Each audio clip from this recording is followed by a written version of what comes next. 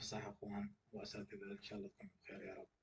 فيديو سريع بس حتى نوضح عن المؤشر، إن شاء الله يكون حسب المطلوب. نضع المؤشر على الشارت سواء من النافيجيشن أو من الخيارات كاستم يعني. المهم نضعه. أول شيء عندنا بالإنبوتس نقدر نختار اللون. عندنا المين لاين والليفلز، يعني المين لاين هو الخط الرئيسي اللي نضع عليه بداية الحسابات، والليفلز هي المستويات اللي تحسب. كل واحدة إلها ممكن نغير اللون، كذلك نغير نوع الخط، هذا حسب الحاجة. ونعطي أوكي. يظهر بهذه الطريقة. تمام. نكون نمشي على فريم الديلي حسب الطريقة، أن نحدد المستوى فريم الديلي. أول شيء نضغط عليه هو لاين. يظهر عندنا لاين، هذا نحركه حسب المكان اللي احنا نريد نبدأ من عند الحسابات. لنفرض أنه نبدأ من عفوا ونحدد مثلا هاي الخطوة الثانية. هذا المكان هو الخطوة الثانية. هذا اسم الزوج اللي احنا عليه، وهذا السعر اللي عليه الخط الأحمر اللي هو المين لاين، الخط الرئيسي. نحدد الديجيتس أو الأرقام اللي نعمل عليها. لنفرض أنه احنا نعمل على هذول الرقمين فقط. هاي الخطوة الثانية. الخطوة الثالثة والمهمة جدا، عندنا هنا 6 اختيارات للسبيسنج. نضغط عليها إلا أن يظهر عندنا الرقم أو السعر مشابه بالفاصلة لما هو عليه في هذا المكان. يعني مثلا لو ضغطنا هنا نلاحظ أن السعر تغير، صار 0 بوينت something، يعني ما يشبه السعر اللي نعمل عليه. فهاي في حال باقي الأزواج، لكن لهذا الزوج مستوى واحد، هو الأسعار اللي ظاهرة كلها مقاربة لهذا المستوى. بعد ما اختارينا الديجيتس اللي نعمل عليها والسبيسنج اللي يظهر عندنا هذا مشابه لهذا، نعطي بلوت، رسم المستويات بهذه الطريقة.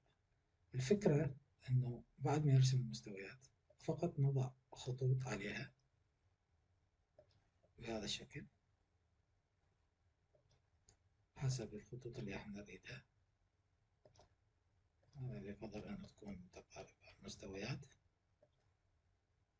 وبهذا انتهى عمل المؤشر. خلاص نغلق الرفع المؤشر، وممكن ننتقل لفريم الساعة أو ال4 ساعات ونعمل على المستويات اللي ظهرت عندنا. أكيد حسب الطريقة أنه نرسم فايبو ونحدد المناطق اللي احنا نعمل عليها. هذا شيء سريع. في ملاحظات الآن أتطرق لعملها، نشوف بس أحدث الموجود. تمام. نفرض أنه نعمل على الذهب مثلا. هذا الذهب أكيد فريم الديلي. نضغط شارت بهذه الطريقة. نرجع مرة أخرى لاين، وهذا اللاين نحدد الرقم اللي نريده. لنفرض أنه راح نعمل على هذا الرقمين. الآن أيضا السبيسنج، نلاحظ أن هنا السعر ما يشبه سعر الذهب، يعني 4 مرات قبل الفاصلة ومرتبتين بعد الفاصلة، مهما يكون ليس مشكلة. نغير بالسبيسنج إلى أن نصل إلى نوع السعر بهذه الطريقة، 4 مراتب قبل الفاصلة وما بعدها اللي هو تشبه سعر الذهب. نعطيه بلوت، رسمت بهذه الطريقة. لو حبينا دورة أصغر بهذه الطريقة، نرجع نضغط مرة ثانية على المكان اللي احنا اختاريناه فقط لإعادة رسم المستويات. نعطيه بلوت، تغيرت بهذه الطريقة.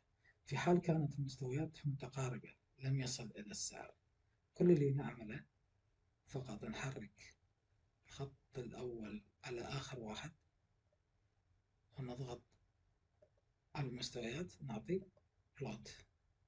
لم يصل بعد لنفرض هذا السعر، نرجع نحول على آخر سعر، نضغط هنا. أهم شيء الضغط هنا ونتأكد الأرقام مشابهة. نعطي بلوت، بلش يقترب. ممكن ننزل مستويين أو 3 ونضغط أيضا نعطي بلوت. الآن ثبتت عندنا المستويات. ممكن كالعادة نحط الخطوط اللي يريدها. ننتبه بالخط الأزرق هنا مع السعر بهذه الطريقة. الآن خلاص عمل مؤشر، نرفعه وننتقل للفريم الساعة ونشوف المستويات، وهكذا على باقي الأزواج. يا ريت تجربوا، ويا ريت يكون تجربة على شارت مرسوم قبل، بس نلاحظ تطابق المستويات مع المستويات اللي يرسمها المؤشر. وشكرا والسلام عليكم.